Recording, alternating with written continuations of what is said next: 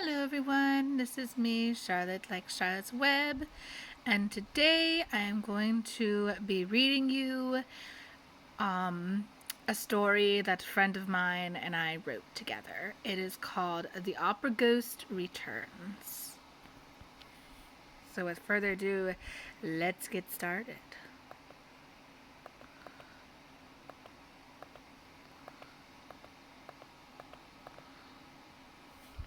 Just a second.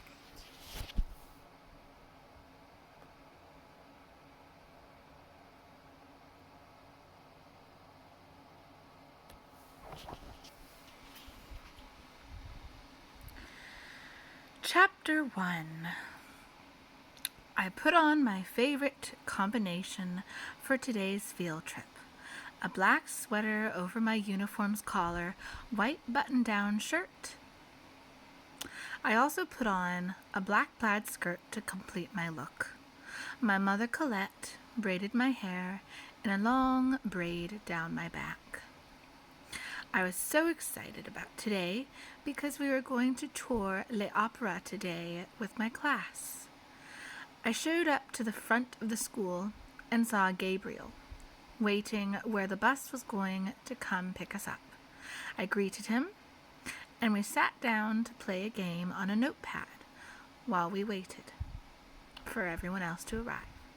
We were in our third game of tic-tac-toe when my friend Madeline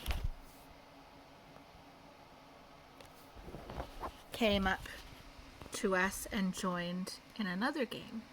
And then after we had started playing her game, we arrived at l'Opera.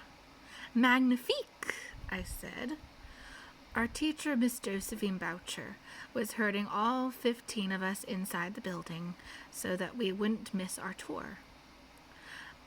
A nice man by the name of Pierre greeted us and told everyone to please use our inside voices. Mrs. Boucher had us gather up into groups of 3, and of course, I joined Gabriel and Madeline. Together we listened as Pierre told us all about l'Opera House. And he even told us that the house has a mysterious legend to it, that some people say that there was a man or a ghost-like creature who lived in the opera house. And some say this man or thing still does. We moved toward the other displays in the house and enjoyed looking at them. At the end of the tour, Pierre invited our class to a small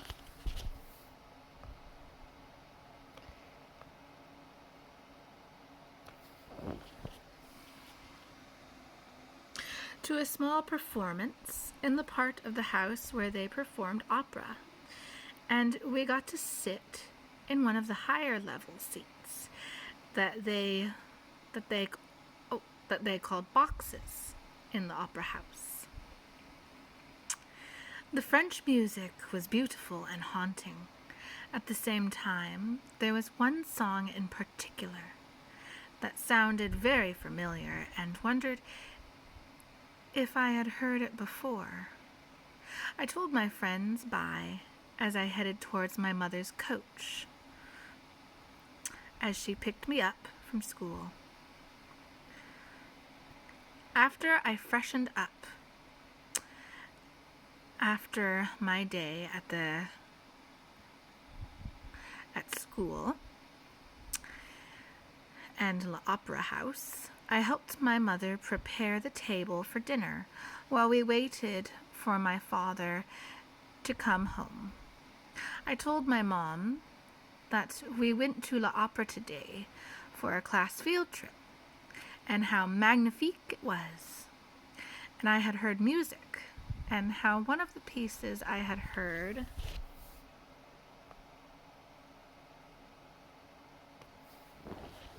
sounded kind of familiar, and I didn't know why.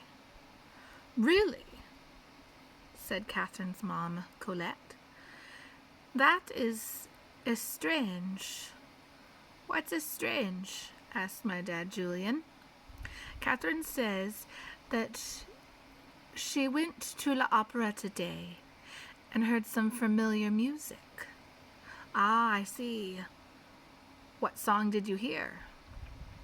I told them that I didn't know the name of the song, but thought that I had heard it before. Chapter 2.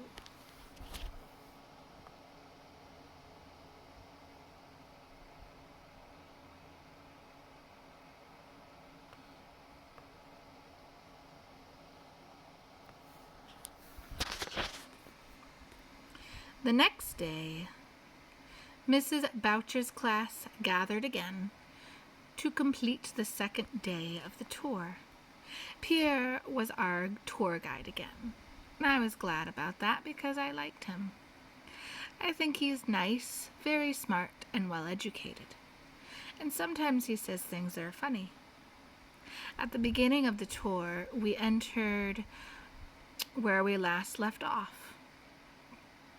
We entered a room labeled Christine Daae's room.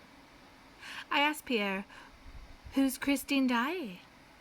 And Pierre says, "Oh, excuse me, she was a singer here at the Opera House." "And what happened to her?" I asked. Pierre told me she had passed away. And then Pierre and Miss Boucher directed my class to another room, and as I was getting ready to join them, I heard something like a whisper saying, "Christine, Christine," over and over again. And I was about to answer the voice and tell the voice my name, but Gabriel came and said we were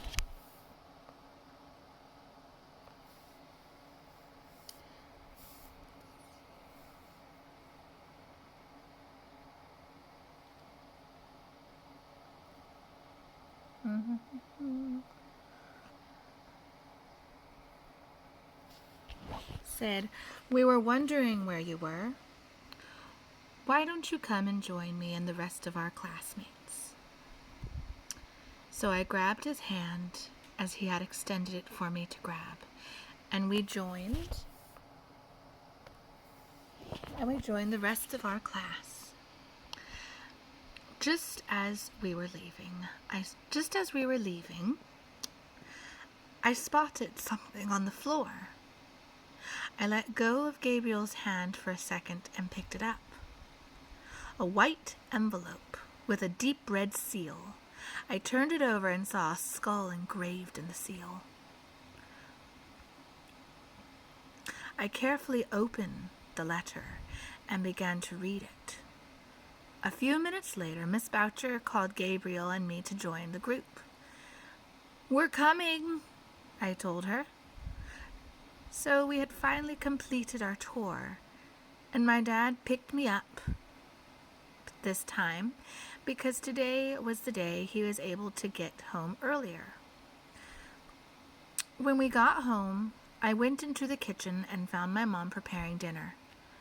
She asked how the tour went, and I told her that I heard the same song again.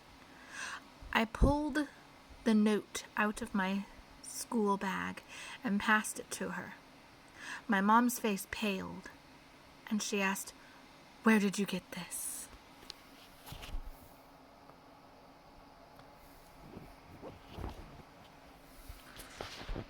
Chapter 3. My mother takes the letter from me and reads it out loud.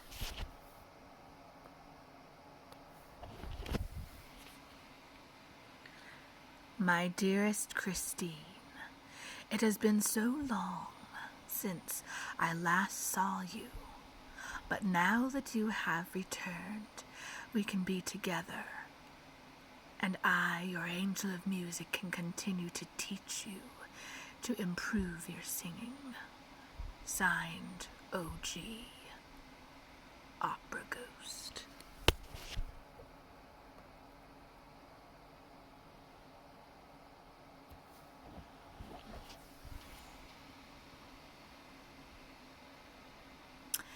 After she's done, my mother tells me to go to my room because she needs to discuss something with my father. I start to read a book, And a few minutes later, there is a soft knock on my door. Both my parents come in with worried expressions on their faces, and I ask them what's wrong. And they tell me that they need to stay away. Oh, and they tell me that I need to stay away from school for a while. So I start to feel a little sad because I won't be able to see my friends Madeline and Gabriel. A few hours later, I start to get ready for bed. I pull back my covers and get inside. I start to hear tapping noises on my window and get to see on my window, and I get up to see what is causing the noise. I pull back my curtains and raise the window to see Gabriel and Madeline outside. I whispered to them, "What are you guys doing here?" "Oh, you're going to get in trouble."